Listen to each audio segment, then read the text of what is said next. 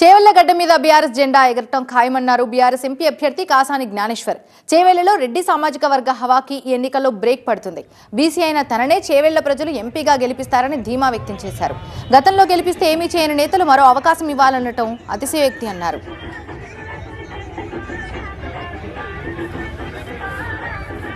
14 ఎంపీలు కాంగ్రెస్ కి ఇస్తే ముదిరాజు నేతను మంత్రిని చేస్తాననటం ఏంటని ప్రశ్నించారు ఆయన. ఇక ఆయన ఏమంటున్నారని దానిపై మా సీనియర్ కరెస్పాండెంట్ ఎలెందర్ మరింత సమాచారం అందిస్తారు. చేవెళ్లలో హోరాహోరీ పోటీ నెలకొంది.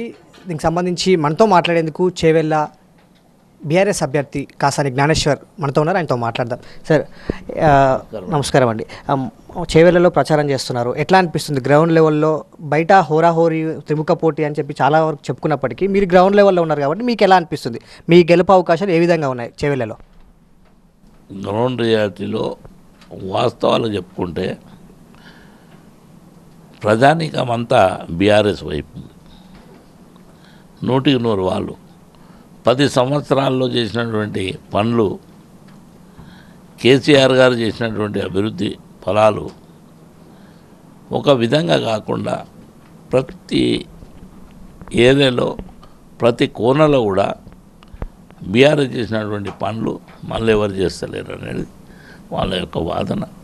తప్పకుండా ఈసారి పార్లమెంట్లో బీఆర్ఎస్ కోటేస్తామని చెప్పడం జరుగుతుంది. మీ ధీమా ఏంటి? బీఆర్ఎస్ ధీమా కావచ్చు, కాసాని జ్ఞానేశ్వర్ ధీమా కావచ్చు, అంటే ఏంటి మీ గెలుపు? మీరే గెలుస్తారనే ఒక ధీమా ఎట్లా వ్యక్తం చేస్తున్నారు? ఎందుకంటే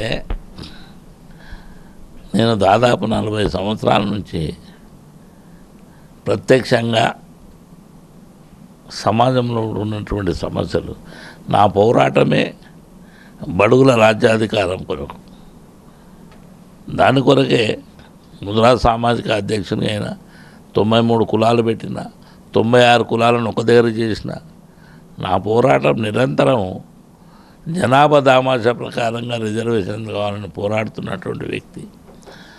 అదేవిధంగా ఈ యొక్క ఇష్యూను పార్లమెంట్లో నొక్కి చెప్పడానికి దానికంటే ఎక్కువ వేదిక వేరేదే లేదు.